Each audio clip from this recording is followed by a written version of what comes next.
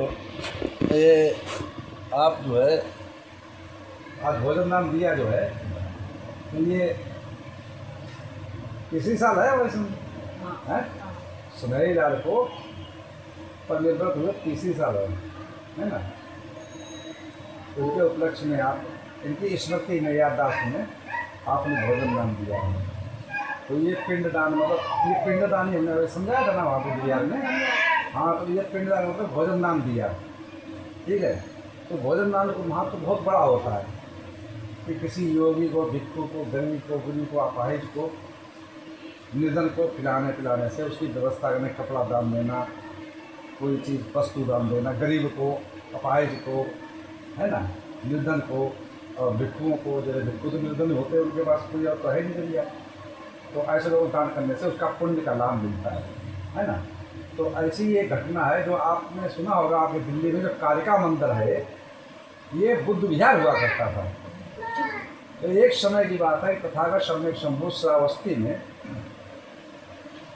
जैसे हम बरसात टाइम चल रहा है तो बरसात टाइम वो बुद्ध विहार में रुकते हैं हम लोग एक जगह 3 महीने तक।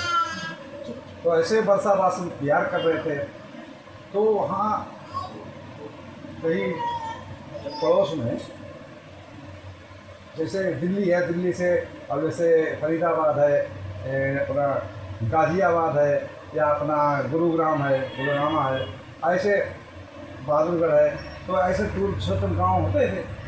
तो ऐसे गांव में एक जो है उसका परिवार नहीं था, काली नाम की एक लड़की थी।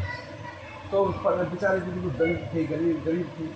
तो वो लकड़ी बीन के जंगल से बीन बन करके और वो बेच करके अपना गुजारा करती थी। एक दिन क्या हुआ, विशाखा नाम की जो पाचिका थी उसके यहाँ पत्रायण पाठ भगवान बुद्ध में कर रहे थे, उसके यहाँ भोजन नाम था।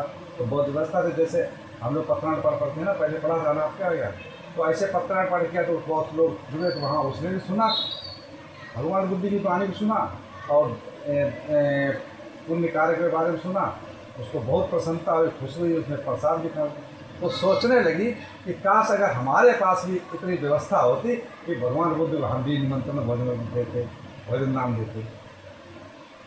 समय ऐसा गुजरा कि दूसरे दिन जब वो लकड़ी बीनने गई तो उसकी लकड़ी में बीन लाई, तो उसकी जो अब ये बात उसकी मनोभावना परख गई थी। कौन? वो जो वो विशाखा थी। विशाखा बहुत उपासिका, बहुत मान लीजिए चित्त से चित्त की बात परख लेती। तो उसने उस चित्त की बात, मन की बात परख ली। तो दूसरे दिन जब वो निकली है तो उसकी लकड़ी जो 10 रुपये की मिलती थी तो उसने 10,000 खरीद ली। अब वो सोच अरे तो भोजन ना दे दो भाई। वो पहले सीधी दौड़ गया जेत पर बुद्ध विहार में गई भगवान बुद्ध के पास और प्रणाम करा कर भगवान बुद्ध कहा भोजन दान आपका हमारे यहाँ है। भाई भोजन दान स्वीकार कर लिया, उसने व्यवस्था मिलाई और भोजन दान जब समय हो गया, जैसे आप गई थी तो 11-12 के बीच में हम लोग खाते तो भोजन करते। तो आप जैसे हो गई कि भाई भोजन का अंतिम समय हो गया, आप चलिए।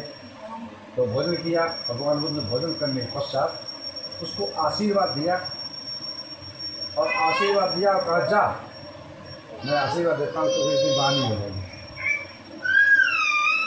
चलो वो तो आशीर्वाद दे के चले गए भोजन करके। समय ऐसा आया कि वो जंगल में लकड़ियाँ बीनने जाती थी, उसको पानी दे दो ना और किस लिए। तो क्या हुआ, हाँ बेटा,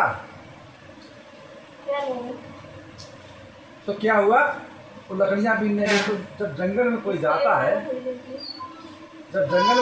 है तो अपने पानी की व्यवस्था लेके जाता है गर्मी। इधर जो है उज्जैन सुना है, अवंतिका पड़ता है, अवंतिका राजधानी थी उज्जैन का राजा था उदयन नाम का।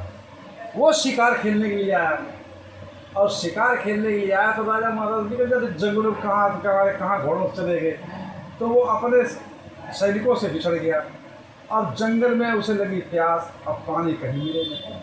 तो वो प्यास की वजह से भागते ढूंढते पानी को, जहाँ पर वो विशाखा लकड़ियाँ बीन रही थी तो उसके नज़दीकी थोड़ी दूर जा करके वो घोड़े से गिर पड़ा चेत होकर, बेहोश हो गया। जब बेहोश हो गया तो उसने देखा तो उदयन के तो अपने जो घड़ा हो चाहे बोतल हो जिसमें पानी था, बोतलें उस समय नहीं चल रही थी, घड़ी चल रही थी, हाँ मटका होगा उसमें पानी लिया और पानी लेकर उसको छींटा मारा और उसको पिलाया तो उस होश में आ गया। जब होश में आ गया तो भाई आज तो उसने क्या कहा कि इस ये ना होती तो मैं तो आज मर गया। इसने मुझे जीवन दान दिया है। और खूबसूरत तो थी काली, नाम जरूर उसका काली था लेकिन खूबसूरत थी। तो उसने कहा भाई ऐसा है मैं तुमसे शादी करना चाहता हूँ, भाई तुमने मेरी जान बचाई। तो उसने कहा भाई देखो हमारे तो बहुत कोई है ही नहीं, केवल विशाखा है और भगवान बुद्ध हैं हमारे, बस वही है, उनसे अनुमति ले लो। तो गई अनुमति मांग के, उन्होंने कहा ठीक कर ले तो हम करता। उन्होंने शादी कर ली। शादी करने के बाद राजा उज्जैन ने अपनी पटरानी का दर्जा दिया उसको, पटरानी बनाया। उसने एक सरस्वती में शादी करूँ लेकिन जब भी भिक्षुक होगा, भिक्षुक जितना मर्जी दान करूँगी, जितना मर्जी भिक्षुक बुला के भोजन कराऊँगी, आप मुझे कभी रोक टोक नहीं करोगे। क्या समझे? तो वही उपासिका थी जो यहाँ जो है ये इसको बोलते थे हस्तिनापुर। ये हस्तिनापुर के क्षेत्र में पड़ता था, जंगली था। तो यहाँ पे हमारे जैसे भंते जो थे एक वर्षावास में यहाँ झुग्गी डाल के अपने रह रहे थे।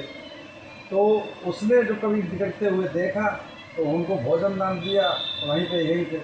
और भोजन दान देने के पश्चात तो उन्होंने पुण्यानुमोदन करा। तो उसके मन में आया कि मैं यहाँ क्यों ना बुद्ध विहार बनवा दूँ। तो उसी ने यहाँ पर बुद्ध विहार बनवाया था और बुद्ध विहार बनवा के भिक्षु संघ को दान दिया। तो बुद्ध की मूर्ति थी, भगवान बुद्ध का बुद्ध विहार था। और आज जो है कालिका मंदिर जिसको बोलते, इसको काली का मंदिर बोलते हैं। मतलब काली ने बनवाया था इसलिए कहते थे काली बुद्ध विहार। और बुद्ध मंदिर को भी कहते बुद्ध मंदिर है ना, तो काली का मंदिर बोलते जिसने बनवाया। जैसे आज जेतवन विहार कहते हैं है ना, तो जेतवन राजकुमार था, जेत कुमार उसके नाम चल रहा। तो इसी प्रकार उसने बना कर दान दिया। तो दान का महत्व है। पुण्य के पर किसी गरीब को, किसी कपाइश को, किसी को बुजुर्ग को, किसी भिखारी को खिलाना, जिसके पास निर्धन नहीं है कोई व्यवस्था में उसकी व्यवस्था कर दो। तो ये सबसे बड़ा पुण्य था। तथा इसके पुण्य के प्रभाव से आपके पूरे परिवार में खुशहाली हो, मंगल हो, जो भी पाया तो दोनों सुख से बात करें, हमेशा किसी का मंगल।